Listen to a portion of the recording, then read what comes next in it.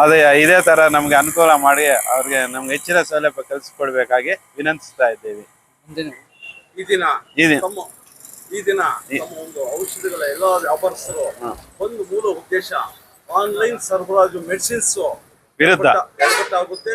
ಆದ ಕಾರಣ ಅದನ್ನು ವಿರೋಧಿಸಿ ಖಂಡಿಸಬೇಕಂತ ಎಲ್ಲ ವ್ಯಾಪಾರಸ್ಥರು ಈ ದಿನ ಮಾಡ್ತಾ ಇದಾರಲ್ಲ, ಈ ಬಂದು ಯಶಸ್ಸಿಗೆ ಸಂಬಂಧಪಟ್ಟ ಅಧಿಕಾರಿಗಳಿಗೆ ಅರ್ಜಿ ನೀಡಿದರೆ ಅವ್ರು ಏನಾದರೂ ಕ್ರಮ ತೆಗೆದ ಒಂದದ ಪಕ್ಷದಲ್ಲಿ ಮುಂದಿನ ದಿನದಲ್ಲಿ ಯಾವ ರೀತಿ ಇರುತ್ತೆ ನಿಮ್ಮ ಒಂದು ಬಂದು ಹೋರಾಟ?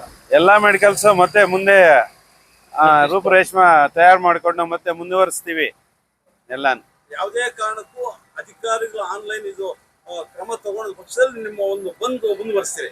ಅನಿರ್ದಿಷ್ಟ ಕಾಲ ಹೋರಾಟವನ್ನು ಮಾಡುತ್ತೇವೆ. ನನ್ನ ಹೆಸರು ಮುರಳೀಕೃಷ್ಣ, ಗುರುಕೃಪಾ ಮೆಡಿಕಲ್ ಸ್ಟೋರ್ ಹೋಳೂರು. ಈ ದಿನ ಈ ಆನ್ಲೈನ್ ಹೋರಾಟದ ವಿರುದ್ಧ ಒಂದು ಮೆಮೊರಂಡವನ್ನು ತಹಶೀಲ್ದಾರ್ ಸರಬರಾಜು ಮಾಡಿರುತ್ತೇವೆ. ಅವರು ಮುಂದಿನ ಕ್ರಮ ಕೈಗೊಳ್ಳದಿದ್ದರೆ ನಮ್ಮ ಹೋರಾಟ ಒಂದು ಅನಿರ್ದಿಷ್ಟ ಕಾಲ ಹೋರಾಟ ಮಾಡುತ್ತೇವೆಂದು ತಮ್ಮಲ್ಲಿ ಮನವಿ ಮಾಡುತ್ತೇವೆ. ತಾಲೂಕು ವ್ಯಾಪ್ತಿ ಎಲ್ಲ ಗ್ರಾಮಾಂತರ ಔಷಧಿ ವ್ಯಾಪಾರ ಎಲ್ಲ ಒಮ್ಮತದಿಂದ ನಿಮ್ಮ ಒಂದು ಹೋರಾಟ ಒಂದು ಬಂದು ಮುಂದಿನ ದಿನದಲ್ಲಿ ಯಾವ ರೀತಿ ಇರುತ್ತೆ? ಅನಿರ್ದಿಷ್ಟ ಕಾಲ ಹೋರಾಟ, ಮುಷ್ಕರ ನ್ಯಾಯ ಸಿಗೋವರೆಗೂ ಹೋರಾಟ ಮಾಡ್ತೀವಿ. ಸರ್, ನಾವು ಏನು ಈ ಮುಷ್ಕರ ಬಂದ್ ಕೈಗೊಂಡಿದ್ದೀವಿ, ಇದನ್ನ ಮುಂದಿನ ದಿನಗಳಲ್ಲಿ ಅತ್ಯಂತ ಬಲವಾಗಿ ಮತ್ತು ಹೆಚ್ಚಿನ ಪ್ರಗತಿಯಲ್ಲಿ ಸಾಧಿಸ್ತೀವಿ. ನಮ್ಮ ಉದ್ದೇಶ ಇಷ್ಟೇ, ಯಾವುದೇ ಅಹಿತಕರ ಘಟನೆ ನಡೆಯದಂಗೆ, ಜನಗಳಿಗೆ ಯಾವುದೇ ರೀತಿ ತೊಂದರೆ ಆಗದಂಗೆ, ಯುವಜನತೆ ಏನೀಗ ಆನ್ಲೈನ್ ಮೇಲೆ ಅವಲಂಬಿತವಾಗಿ ತಮ್ಮ ಜೀವನವನ್ನು ಬಹಳ ಕಷ್ಟಕರ ಮಾಡ್ಕೊತಾ ಇದ್ದಾರೆ, ಅದನ್ನು ಬಿಟ್ಟು ಸಾಮೂಹಿಕ ವ್ಯಾಪಾರಸ್ಥರೇನಿದ್ದಾರೆ ಅವರಿಗೆ ಸಹಕಾರ ಕೊಟ್ಟು ಅವ್ರ ಜೊತೆಗೆ ಸಮಾಜವನ್ನು ಮುಂದುವರಿಸ್ಕೊಂಡು ಹೋಗಬೇಕಾಗಿ, ಮತ್ತು ಇದರಲ್ಲಿ ರಾಜಕೀಯ ಹಿತಾಸಕ್ತಿ ಬಿಟ್ಟು ಎಲ್ಲ ಪಕ್ಷದವರು ಎಲ್ಲ ಸಂಘಟನೆಗಳು ಒಂದಾಗಿ ಆನ್ಲೈನ್ ವಿರುದ್ಧ ಹೋರಾಡಬೇಕಾಗಿ ತಮ್ಮಲ್ಲಿ ಕಳಕಳಿಯ ಮನವಿ.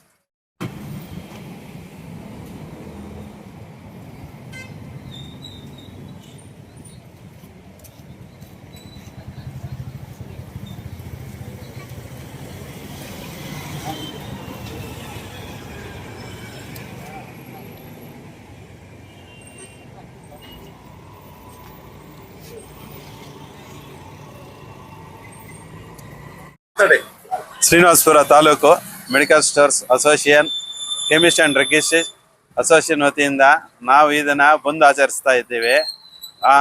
ಯಾವುದಕ್ಕೋಸ್ಕರ ಅಂದರೆ ನಾವು ಆನ್ಲೈನ್ ವಿರುದ್ಧ, ಆನ್ಲೈನಿಂದ ನಮಗೆ ತುಂಬ ತೊಂದರೆ ಆಗ್ತಾ ಇದೆ.